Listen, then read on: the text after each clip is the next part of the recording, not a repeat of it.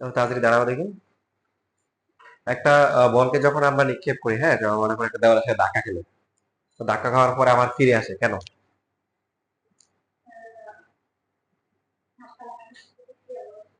প্রতিক্রিয়া বলার জন্য। কি জন্য? নিউটনের তৃতীয় সূত্র কি বলছে? যে প্রত্যেক ক্রিয়াটির সমানত কি আছে? বিপরীত প্রতিক্রিয়া আছে। তাহলে বলটা যেদিকে ক্রিয়া করলো তার বিপরীত দিকে কি একটা প্রতিক্রিয়া বল সৃষ্টি হয়। প্রতিক্রিয়া কারণে বলটা আবার ফিরে আসে। শেষ, সহজ আনসার। এটাকে পরীক্ষা আসছে আমাদের। ঠিক আছে, 2 মার্কের জন্য। ওকে, মেইন পয়েন্টটা বলতে পারছো। এরপরে হচ্ছে হলো, দাঁড়া, তোমাদের সহজ প্রশ্ন করতে করা হচ্ছে, দেখো। যখন হচ্ছে হলো যে এই যে গুলি ছোড়া হয়, তাই না? বন্দুক কি হয়? পিছনের দিকে সরে আসে কেন?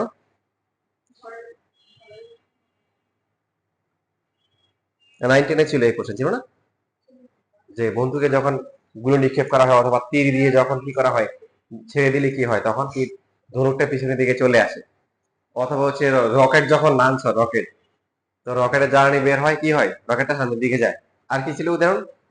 ওই যে নৌকা থেকে লাফ দেওয়া, নৌকা থেকে লাফ দিয়ে নৌকাটা পিছনে চলে যায়। তার কারণ কি? পারো? বলতে পারতেছে না? নাই, পারো তো?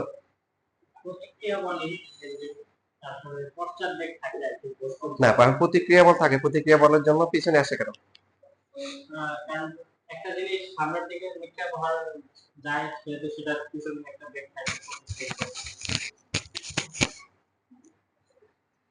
আসুন, ঠিক আছে।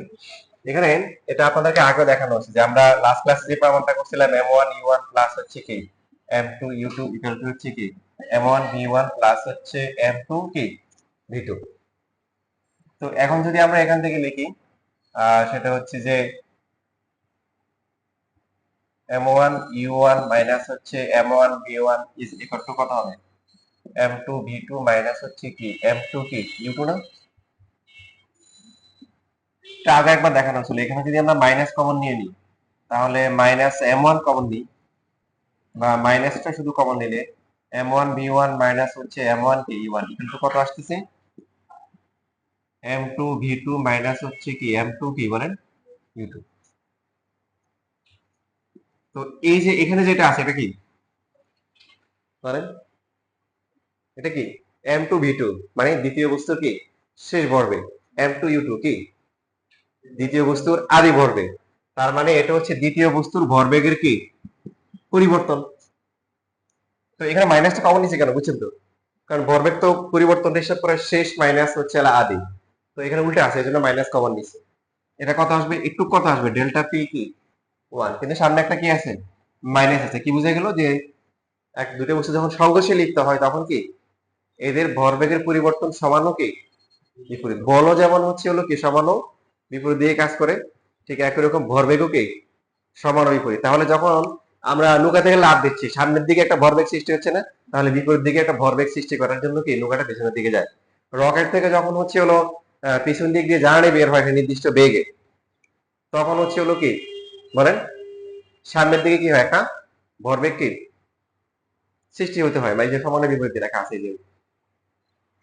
আর ঠিক একই রকম বন্দুকের ক্ষেত্রে কি হয়, যে যখন গুলিটা নিক্ষেপ হয় মানে নির্গত হয়, তখন সামনের দিকে একটা ভরবেগ সৃষ্টি হয়, তার বিপরীতে হচ্ছে উল্টো দিকে বন্দুকটা একটা ভরবেগ সৃষ্টি করে।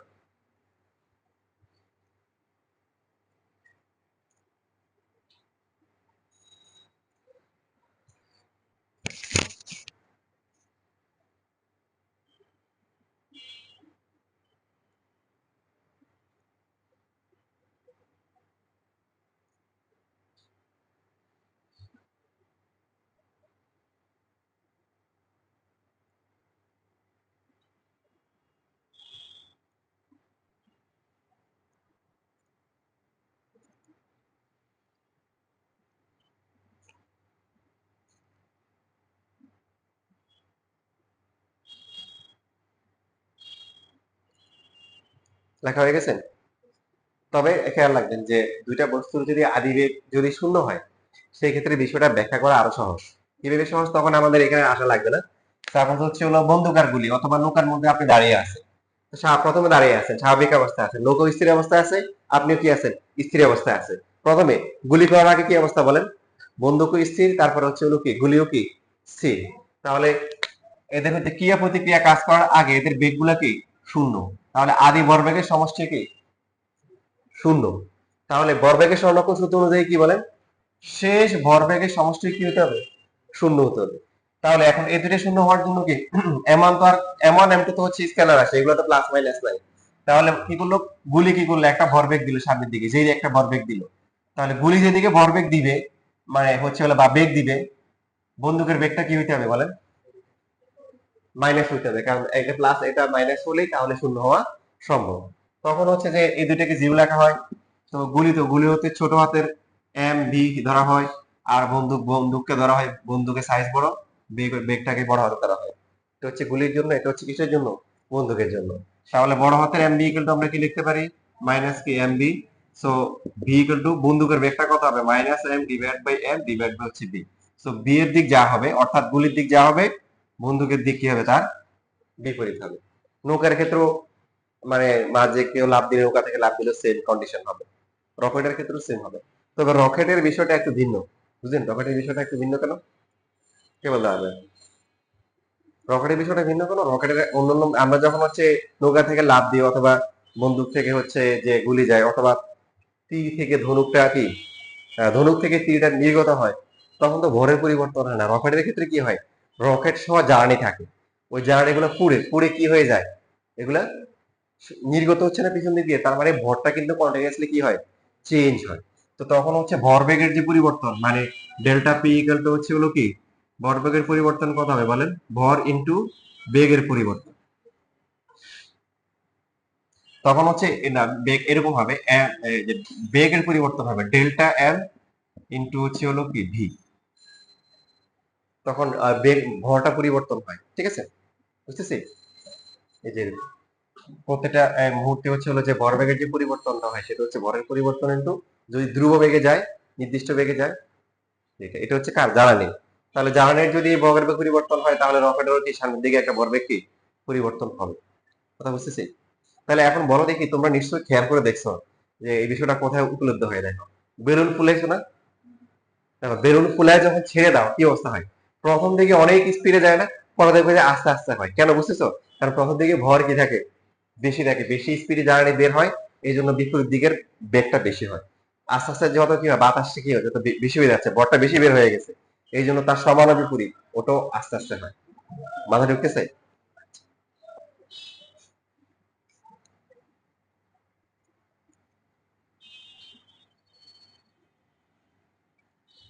বালুর মধু দিয়ে গাড়ি চালানো কঠিন কেন বলেন,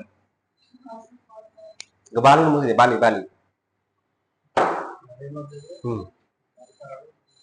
বালির মধু দিয়ে গাড়ি চালাই দিলে কষ্ট হয় কেন, প্রতিক্রিয়া বল কম কেন,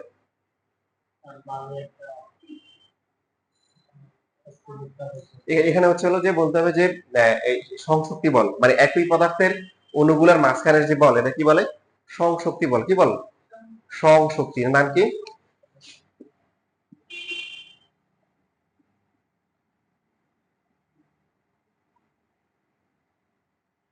বা এটা তালবেশ হতে পারে, আমি মানে এরকম উচ্চারণটা এরকম আর কি, শক্তি মনে হয় এটাই হবে। নিজেদের একটা অণুর মধ্যে একটা মানে পদার্থের একই পদার্থের অণুগুলোর মধ্যে যে বলটা কাজ করে এটাকে সংশক্তি বল বলে।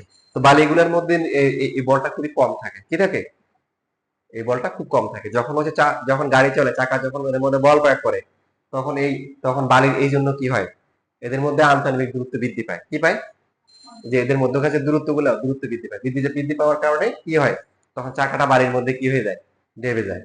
দেখেন যে সমস্ত পদার্থের মধ্যে হচ্ছে হলো যে আপনার সংশক্তি বলটা বেশি, এটা নিজেদের মধ্যে আকর্ষণ বল বেশি, তখন হচ্ছে আপনি প্রতিক্রিয়া বল যখন দিবেন তখন শক্তি বেশি, একজন আরেকজনকে ছেড়ে যাবে না। কিন্তু যখন যাদের মধ্যে এই সংশক্তি বলটা কম হবে ওদেরকে বল প্রয়োগ করলে কি হবে, ওরা দূরে সরে যাবে, কথা বুঝেন নাই। দেখেন যে সমস্ত এলাকায় যে কিছু কিছু এলাকা আছে যে মনে করেন যে যেমন আমাদের পাশে একটা গ্রাম ছিল যে এরকম, আমাদের গ্রামের বৈশিষ্ট্য ছিল এরকম যে মনে করে একজনের মাইর দিছে, আরেকজন শুধু চাইছে দেখতেছে যে তার ইয়ে থাকে যে আমি বাঁচি, ঠিক আছে, ও মার খেতেছে খা করে। আর আমাদের পাশে এক গ্রাম ছিল এরকম, ওখানে যখন হচ্ছে মারামারি লাগে মানে তখন হচ্ছে হলো যে মহিলারা গিয়ে কিন্তু মারামারি করে, শুধু পুরুষরা না, পুরুষদের মধ্যে তো একতাবদ্ধ আছে, এরা নিজেরা সারাক্ষণ জগাদাবি করে, কিন্তু অন্য কোনো পার্টি যখন আসে তখন সব এক।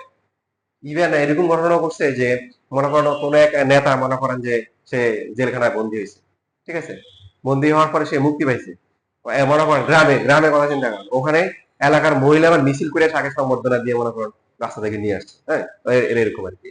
তো এদের মধ্যে নির্দিষ্ট সংশক্তি বল কি বেশি।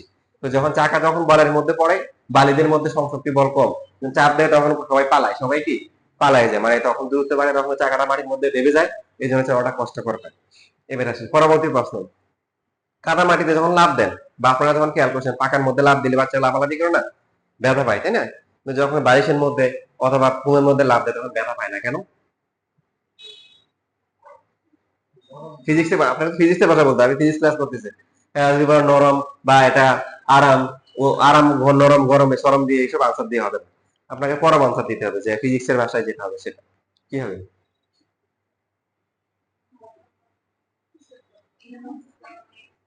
এটা হচ্ছে হলো যে যে আপনাকে যত বেশি বল দিবে তত বেশি আপনি মানে আপনার জন্য কষ্ট হবে, যত বেশি বল দিবে, ঠিক কিনা? আর যত বল কম দিবে তত বেশি কি আপনার কমফোর্ট ফিল হবে। তো এখন সেটা ফিজিক্সের ভাষায় কিভাবে করবেন দেখেন, আপনার পড়ে আসছেন না যে প্রযুক্ত যে বল সেটা হচ্ছে ভরবেগের কি পরিবর্তনের হারের সমান। এই কার মেসেজ দিচ্ছে, কাকে মেসেজ দিচ্ছে? আচ্ছা, এখন এইখানে দেখেন, আপনি যখন হচ্ছে লাফ দিবেন তখন ফ্লোরে যখন লাফ দিবেন, তো আপনার এই যে টাইমটা আর আপনি কাদা মাটির মধ্যে দিচ্ছেন না, কাদা মাটিতে লাফ দিলেই কিন্তু সাথে সাথে আপনাকে স্টপ করে দেয় না, মাটির মধ্যে যে ঢুকতেছে কিছু সময় লাগে না, এই সময় যত বেশি লাগবে বল তত কি হবে, বাড়বে। তিনি এটা শিখছেন, বলের সাথে এটা কি কি সম্পর্ক? ব্যস্তানো হয়েছে, এটু দিস ইজ দ্য রিজন। আপনি বালির মধ্যে লাফ দিলে অথবা হচ্ছে হলো কি কাদা মাটির মধ্যে অথবা পানিতে লাফ দিলে কি হবে, আপনাকে তো সাথে সাথে থামাই দিবে না, মানে আপনি যখন ফুল লাফ দিচ্ছেন সাথে সাথে আপনাকে থামাই দিচ্ছে, টাইমটা খুবই কম, টাইম কম হওয়ার কারণে বলটা বেশি হচ্ছে, রিয়েকশন বেশি, এই জন্য আমরা কি হচ্ছে, আমরা হচ্ছে হলো মানে যেটাকে বলে রিয়েকশন বেশি হওয়ার কারণে আমরা কি রিয়েকশনটা বেশি পাই, বা হচ্ছে ব্যথা বেশি পাই, যেটাকে আমরা বলি আর কি। এটা আমাদের জন্য একটু কি ডিসকমফোর্ট হয়। আর কাদা মাটির মধ্যে যখন লাফ দিব তখন সাথে সাথে থামাই দিবে না, ঠিক আছে? কি হবে, একটু ডেবে যাওয়ার পরে গিয়ে আমরা থামবো, তার মানে টাইমটা কি হচ্ছে একটু বেশি পাচ্ছে, আর টাইম বেশি পাওয়ার কারণে যত টাইম বেশি হচ্ছে একসাথে কি প্রতিক্রিয়া বলটা কমে যাচ্ছে, কমে যাওয়ার কারণে আমরা কি আমরা হচ্ছে হলো যে একটু কমফোর্ট ফিল করবো, আপনাদের কাছে আরামদায়ক হবে, এই কথা বুঝতেছেন?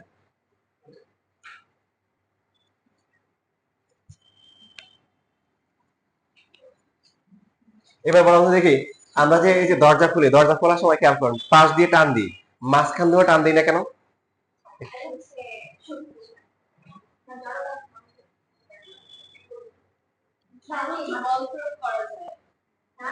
তাই সর্বোচ্চ বল প্রয়োগ করা যায়, বল তো আর কম করেন, বরং মাঝখানে দিলে বল আরো বেশি দিতে হবে খোলার জন্য, ঠিক কিনা? না, এখানে একটা বিষয় খেয়াল করেন, আপনাদের দেশে খেয়াল করেন, আপনি হচ্ছে দরজা যদি পাশে এখানে যে কোনো একটা বস্তু এখানে লাগানো থাকবে, আপনি এইখানে বল প্রয়োগ করেন এখানে প্রয়োগ করেন, সে কিন্তু এই অক্ষের সাপেক্ষে ঘুরবে, তার মানে পুরো বস্তুটার হচ্ছিল জড়তাভাবক এখানে আসবে না, জড়তাভাবক কি দিচ্ছে, কারণ সে এই অক্ষের সাপেক্ষে ঘুরতেছে, কথা খেয়াল করেন, বলটা আপনি যেখানে দেন এখানে দেন এখানে দেন, তাহলে কোনটা হবে?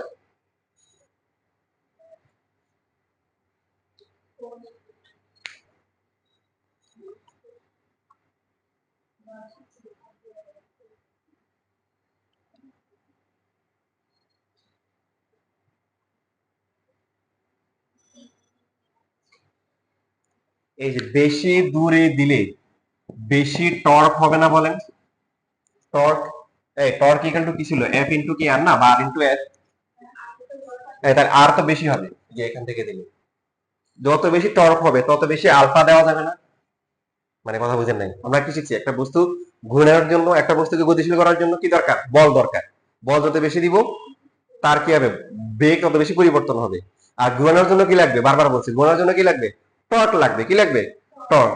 তাহলে আমরা যদি এইখানে বল প্রয়োগ করি আর এইখানে বল প্রয়োগ করি, তাহলে এখানে প্রয়োগ করলে এটা এটুক দূরত্ব, এই যে এটা এবার একটু এফ ইন্টু আর, আর যখন এই পাশে দিব পাশে দিব তখন আর বেশি হয়ে যাবে, আর বেশি হয়ে গেলে টর্কটা কি হবে, বেশি হবে, আর টর্ক বেশি হলে আলফাও কি হবে, বেশি হবে, আলফার কথা না আসলে হবে, যত বেশি টর্ক দেওয়া যাবে তত বেশি কি ঘূর্ণন সৃষ্টি করা যাবে, মানে সহজে ঘুরানো যাবে। আমরা ঘুরবে কেন, দরজা খোলার জন্য অথবা ইয়ে করার জন্য, তাই ওই কথা বুঝতেছেন? না বুঝলে বলি। হুম, হ্যাঁ, আই হচ্ছে জানা। এখানে এখানে এখানে আই এর সাথে সম্পর্ক না, আই যেটা বললাম দেখেন, আপনি যেখানে বল প্রয়োগ করেন আইটা সেমই থাকবে, কারণ ঘুরবে তো এই অক্ষের সাপেক্ষে, কথা বুঝেন? ঘুরবে কিন্তু এই অক্ষের সাপেক্ষে, কারণ আপনার দরজা এখানে লাগানো।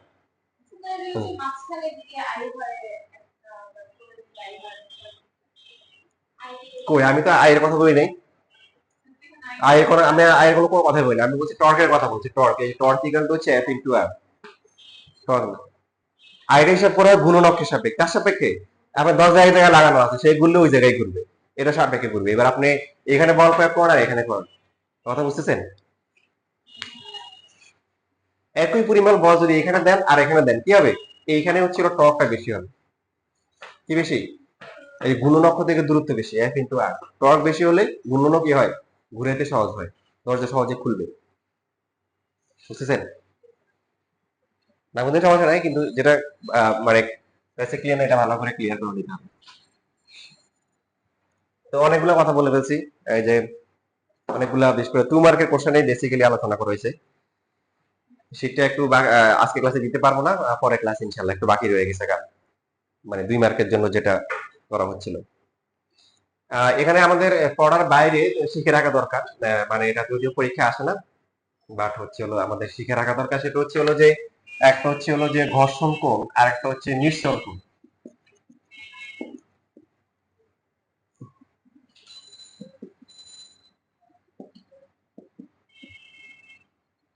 ঘর্ষণ কোণ আর একটা হচ্ছে নিঃসরণ কোণ, এবং এই প্রমাণ করতে হবে যে ঘর্ষণ কোণ এবং হচ্ছে হলো যে নিঃসরণ কোণ দুইটাই কি, দুইটাই হচ্ছে হলো সমান, এটাকে থিটা দ্বারা প্রকাশ করে। ঘর্ষণ কোণ কাকে বলে? এটা জীবনেও কেউ পারবে না যদি আগে থেকে না করে। এটা সংজ্ঞাটা হচ্ছে, একটা বস্তু যখন চলে তখন তার প্রতিক্রিয়া বল আছে না, প্রতিক্রিয়া বল হচ্ছে কি, তলের সাথে কি লম্ব বরাবর। ঘর্ষণ বল কোন দিকে কাজ করবে? যদি বস্তু এই দিকে যায়, এইদিকে বল প্রয়োগ করি, তাহলে ফ্রিকশন ফোর্স কোন দিকে? এই ফ্রিকশন ফোর্স আর হচ্ছে অবিলম্বিত প্রতিক্রিয়া, দুইটা লব্ধি, দুইটা লব্ধি। এই যে এটা লব্ধি হচ্ছে, মনে করেন এই যে এটা, এটা হচ্ছে এফ কে আর রেজাল্টেন্ট। অবিলম্বিত প্রতিক্রিয়ার সাথে যে কোন উৎপন্ন করে সেটাই হচ্ছে হলো ঘর্ষণ কোণ। বুঝতেছেন? অনেকগুলো বিষয় কিন্তু। প্রথমে প্রতিক্রিয়া বল, প্রতিক্রিয়া বল কোন দিকে কাজ করে? তলের সাথে লম্ব বরাবর, যে তলে রাখতে তার সাথে লম্ব বরাবর। ঘর্ষণ বল কোন দিকে কাজ করে? যেদিকে বল প্রয়োগ করে তার বিপরীত দিকে। তাহলে এখন হচ্ছে হলো যে এবার হচ্ছে প্রতিক্রিয়া বল এবং হচ্ছে হলো ঘর্ষণ বল, দুটো লব্ধি কোন দিকে হবে? ডেফিনেটলি এদিকে কোনো একদিকে হবে। এই লব্ধিটা কার সাথে? ঘর্ষণ বলের সাথে না, কার সাথে? প্রতিক্রিয়া বলের সাথে, যে কোন উৎপন্ন করে সেটা। এবার বুঝে গেছেন? এটাকে সাধারণত ল্যামডা দিয়ে প্রকাশ করা হয়।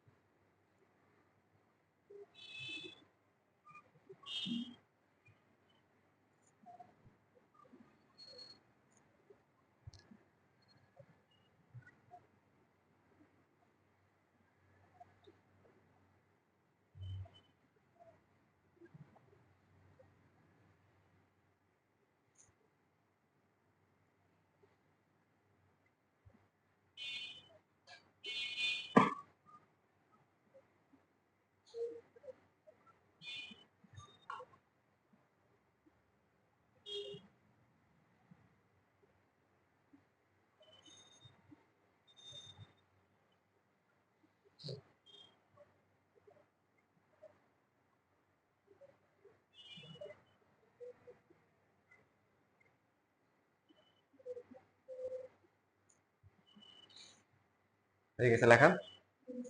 তো আপনারা এখান থেকে বুঝতে পারতেছেন যে আর ইকুয়াল টু কত হবে? আর ইকুয়াল টু হচ্ছে এফ আর কস ল্যামডা, ঠিক লিখছি? আর ফ্রিকশন ফোর্সটা কত হবে বলেন? এফ আর কত হবে? সাইন ল্যামডা, বুঝে নাকি? এই যে আর এর এটা কি ল্যামডা, তাহলে এদিকে উপাংশ হচ্ছে cos আর এদিকে উপাংশটা হবে কি sin।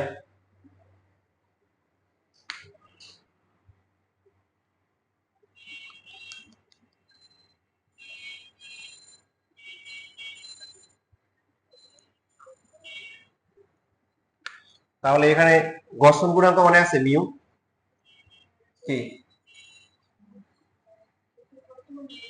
ঘর্ষণ বল ডিভাইড বাই কি প্রতিক্রিয়া বল।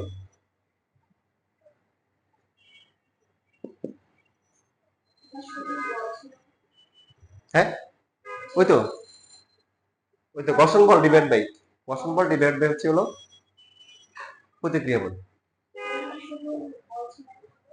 কোথায়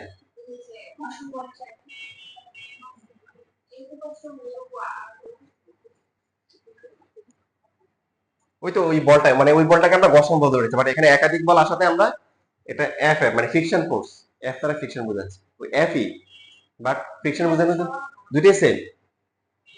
হ্যাঁ আপনাকে একটা বস্তুকে গতিশীল করার জন্য কি ঘর্ষণ বলের সমান পরিমাণ এক বল প্রয়োগ করতে হবে না? তাহলে এখানে হচ্ছে হলো যে কত আসবে, এটা হচ্ছে এফ আর তারপরে কত সাইন ল্যামডা ডিভাইড বাই কত আর কত এফ আর কি কস ল্যামডা, কত আসে টেন ল্যামডা। এই যে এটা হচ্ছে হলো ঘর্ষণ কোণের সাথে কি ঘর্ষণ গুণাঙ্কের সম্পর্ক। আপনারা বিভিন্ন বইয়ের সময় দেখে থাকবেন যে ফর্মুলা ইউজ করে, 9-10 মতো ছিল যে নিয়ে কিলো টেন থিটা, তারপর ইকবাল সাহেব হয়তো বই লিখে দিচ্ছে, লেখছে মনের মতন যারা পড়াশোনা করে, কিন্তু কিভাবে আসছে এই যে এখন জানছেন। ঠিক আছে, নিউটা হচ্ছে কি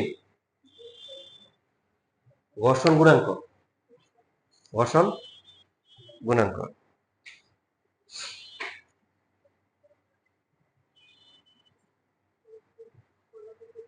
আর ল্যামডা হচ্ছে ঘর্ষণ, ঘর্ষণ কি কোণ।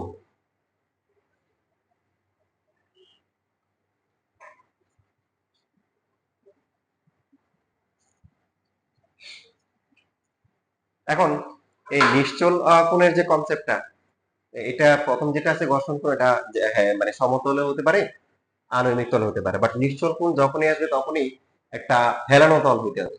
কি তল? হেলানো তল।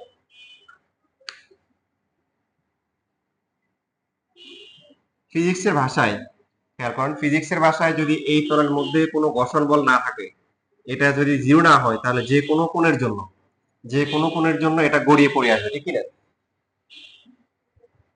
কথা বলেন, ঘর্ষণ যদি না থাকে তাহলে অবশ্যই কি হবে, এটা এখানে পড়ে যাবে, কোনো সন্দেহ নাই। যদি এটা 0 ডিগ্রি হলে হবে না, 0 ছাড়া 1 ডিগ্রি 2 ডিগ্রি যাই দেন না কেন, এটা ব্যাংকিং কোণ কোথেকে আসতেছে বলেন? নিশ্চল কোণের কনসেপ্টটা কি বলছে? হেলানো তল। কি তল?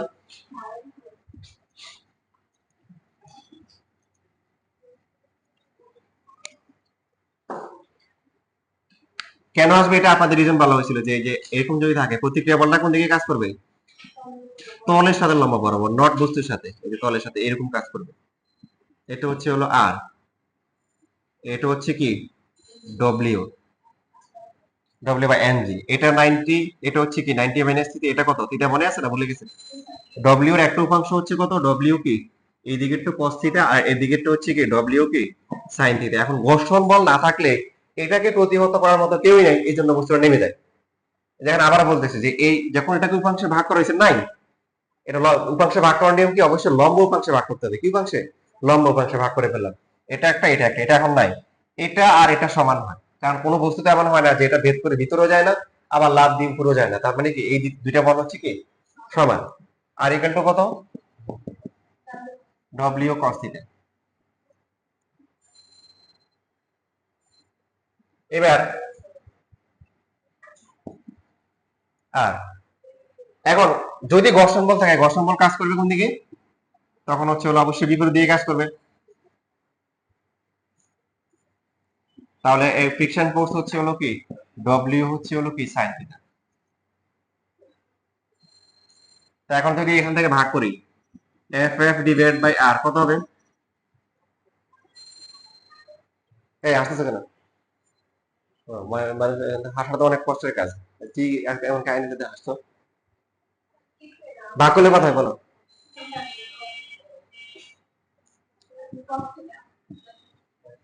আগে তো সাইন, তাহলে এটাও মিউ না, মিউ ইকুয়াল টু কি tan থিটা। তাই এখন এই দুইটা সম্পর্ক থেকে কি লেখা যায়, tan ল্যামডা ইকুয়াল টু হচ্ছে কি tan theta, lambda equal to কি, তার মানে হচ্ছে নিশ্চল কোণ আর ঘর্ষণ কোণ কি সমান। বুঝতে পারছো? বুঝছো? বুঝাই নাই, বুঝলে কি হবে বলো, এটা বুঝাই নাই। হ্যাঁ, আমি ইচ্ছা করে বুঝাই নাই, ইচ্ছা করে বুঝাই নাই। কারণ কারণ কি, তোমার আমার টিচাররা এরকম বোঝাবেন দিয়ে বোঝায়, হ্যাঁ বুঝছো ওদের মধ্যে সুন্দর করে, কিন্তু আসলে বুঝে না। কি বোঝে না বুঝছো? কারণ আমি তো নিশ্চল কোণ কি এটাতে বলিনি, নিশ্চল কোণ কি। আচ্ছা আগে লেখো বলতেছি।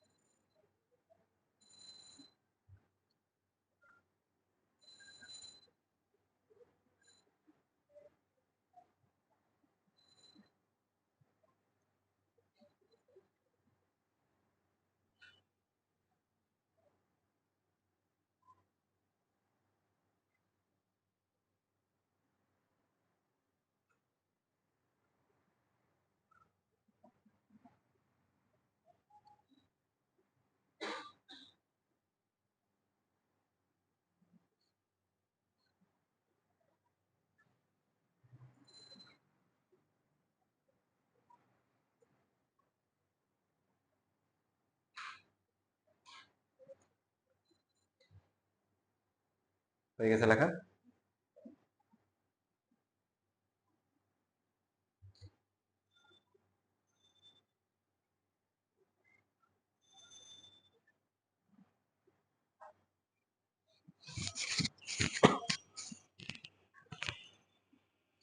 যদি কোনো একটা তলে ঘর্ষণ থাকে, নিজেকে দিয়ে চিন্তা করেন, আপনার যদি কোনো হেলানো তলে হচ্ছে আপনি দাঁড়ান বা কোনো বস্তু সাথে সাথে পড়ে না পড়ে, দেখেন আপনি হেলানো তলকে যত আস্তে আস্তে কি আমরা উপরের দিকে উঠাবো, এই থিটার মানটা তত কি বাড়বে, থিটার মান বাড়লে রাডিয়াসের থিটার মানও কি বাড়বে। তাহলে বাড়তে বাড়তে বাড়তে এক সময় এমন অবস্থা হবে, এক সময় এমন অবস্থা হবে যে আরেকটু অ্যাঙ্গেল বাড়ালেই এটা পড়া শুরু করবে, একদম ক্রিটিক্যাল অবস্থা মানে ম্যাক্সিমাম অবস্থা, এর থেকে আরেকটু অ্যাঙ্গেল বাড়ালেই কি হবে, এখন এটা চলা শুরু করবে। ওই অবস্থায় এই মানে হেলানো তলটা আণবিক রেখার সাথে যে কোণ উৎপন্ন করে সেটা হচ্ছে নিশ্চল।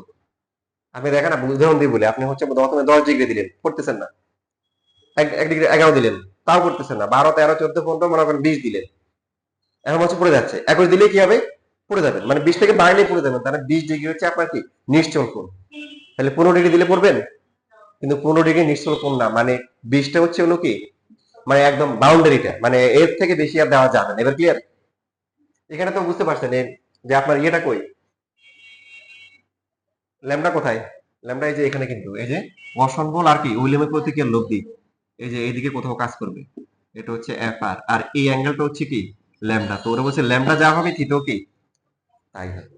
ডায়াগ্রামটা এখানে রাখেন, মানে এখানে যে ল্যামডা হবে এই ল্যামডাটাই থিটার সমান, নিশ্চল কোণ আর হচ্ছে ঘর্ষণ কোণ দুইটা সমান।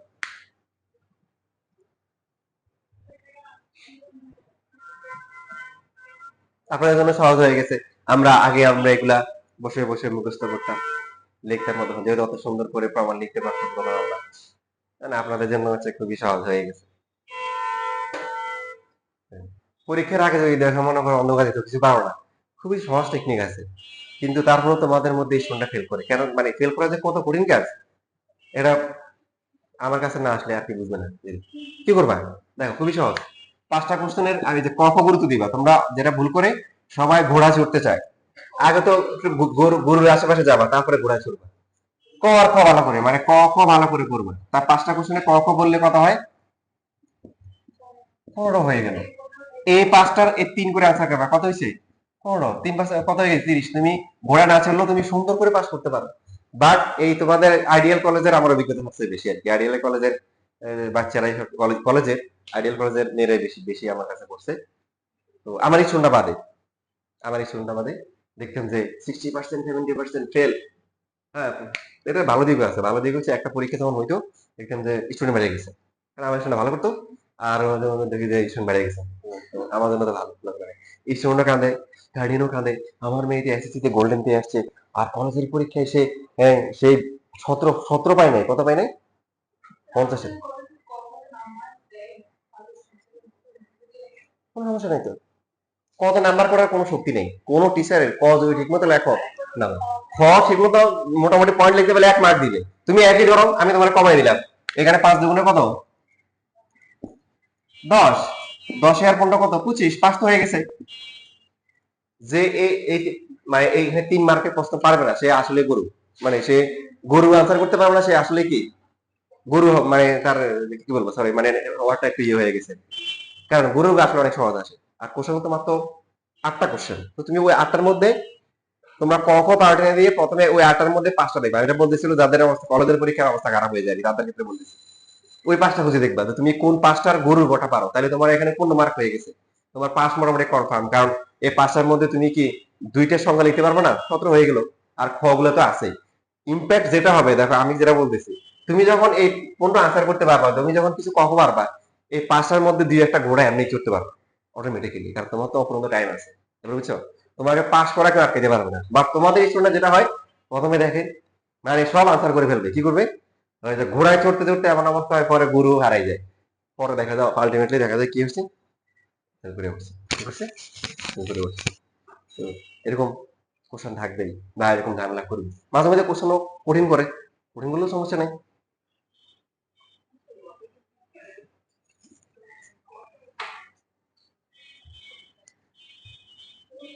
যদি 4টা অথবা 5টা গরুর গো পারো, আবার বলতেছি তোমার কনফিডেন্স এমন হবে তুমি 2-1টা ঘোড়া এমনিতেই পেরে যাবে।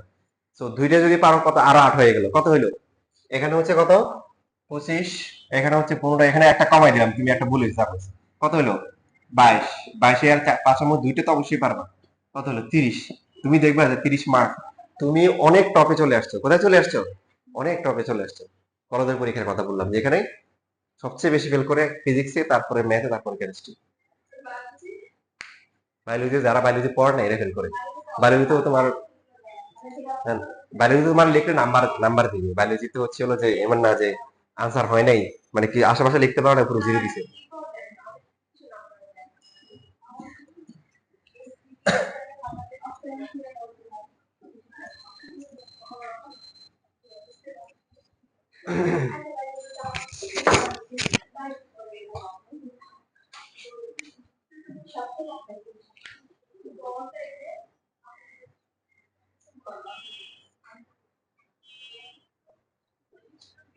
দেখেন লাস্ট ক্লাসে আপনাদের একটা কথা বলছিলাম, সেটা হচ্ছে যেহেতু এই চাপা আলহামদুলিল্লাহ শেষ অলরেডি, আমাদের অফুরন্ত সময় আছে। আমরা এখন যেটা করবো ওই প্রমাণটাও দেখে ফেলি, সিলিন্ডারের প্রমাণটা দেখে ফেলি। তো সিলিন্ডারের চারটি কি বলছিলাম কি, সেম, যত তার সেম কিভাবে হয়